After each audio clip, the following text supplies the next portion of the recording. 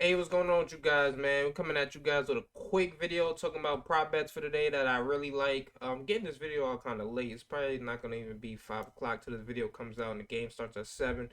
But better late than never, right? So on the season, I've went first day of the NBA season. I went two and one. I had James Harden under 10.5 assists.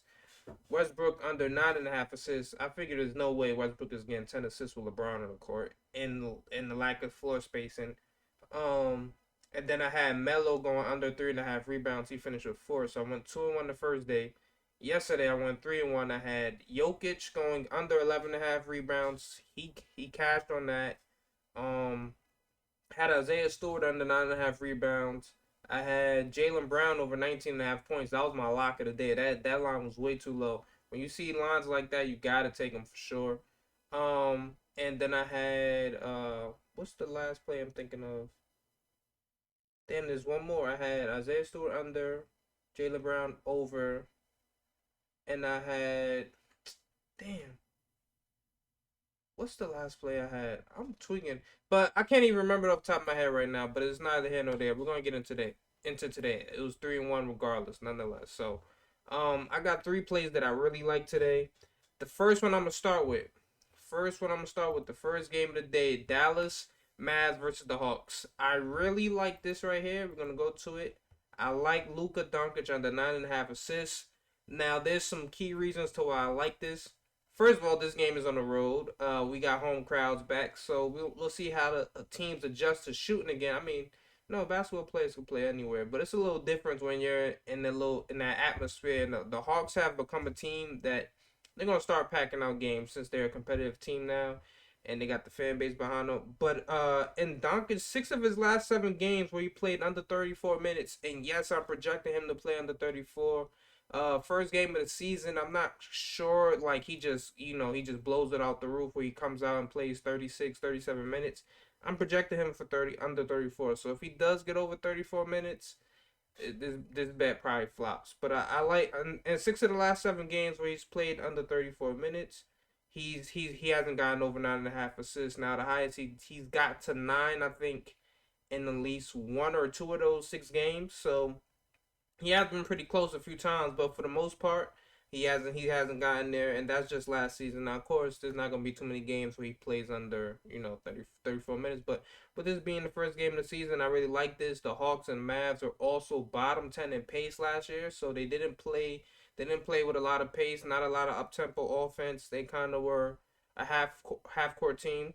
So that's the first bet that I like. So we got Luka Doncic under 9.5, and I'm getting basically even money on this. I'm getting plus 100 on this.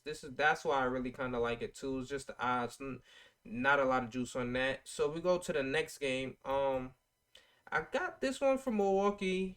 I feel like this one is a sneaky lock. I don't want to call it a lock, but I really like it. It's a little bit of juice on it.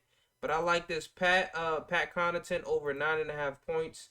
Now I went back and looked, right. So we already have Brook Lopez out for the game. We have Drew Holiday out for the game. This is possibly a game where I don't want to say the Heat blow them. I'm not even gonna say that. But the Bucks, I don't see them scoring less than 100 points, right? And we seen how they played Giannis over the last 2-3 years, where they just like, you know what, we're gonna build a wall, we're gonna force you to shoot, and we're gonna force you to make passes out to your teammates. And this, like I said, even if it was a blow, let's just say it was a blow. Connaughton's gonna play 30 minutes regardless in this situation. I don't think George Hill is gonna steal too many of those minutes. He'll probably start, but Connaughton likely sees 30 plus minutes. And I just feel like this is a game where he's gonna get some shot attempts up, right? We all know he's not a quick trigger type of guy, man. He gets into a spot, he's letting it fly from three for sure. And I think he shot over 40% from three last year. But this is why I really like it.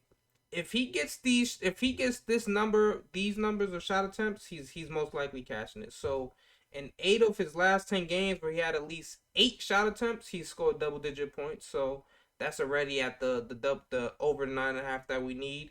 And then he last season 7 out of the 7 games where he's had at least double-digit shot attempts, he scored at least 10. And this is a situation where I can see him doing so. And I really like the number. It's a little bit of juice on it at minus 130, but I still like it enough. So another I will say a play that I'm probably not gonna run. This is might be like a last second play if I do it. I'm liking it a little bit because I like the odds. I like Giannis over 5.5 assists. Just a little bit. I'm probably like 50-50 on that. I'm not so completely, so I don't know if I'll be playing that yet. But that's like honorary mention to the three pop plays that I really like today. And then this last one. We got Jordan Poole. So Jordan Poole over 17 and a half points.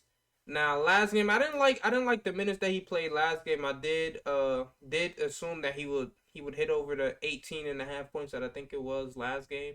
But now it's actually a lower number than it was against the Lakers. So he only played 25 minutes and I'm pretty sure that's probably why they lowered the number down just a little bit. They probably projected him for a little bit over 30 minutes or so. But I think this is a game where he gets 30 minutes. Now, he did tweak his ankle a little bit last game, but it didn't seem to bother him too much as he stayed in the game. I think he actually closed out the game if I'm not mistaken. So it's this bet all comes down to if he gets the 30 minutes. He has the highest usage just from that last game alone. Of course, it's not going to be like that throughout the season, but he had the highest usage rate of anybody on the Warriors, including Steph Curry, at a 31.9% usage rate. And today's Warriors team, they're projected to score about 115 points or so. So let's just say, even if they don't hit it, let's say they score one, they're probably not scoring less than 105. I really think that Jordan Poole can contribute at least 18 of those points to the team total, and I really like that. So those are my three prop bets for the day, man. Let me know what you guys think in the comment section below. Like, subscribe, do all that good stuff, man. I'm out of here, man. Peace.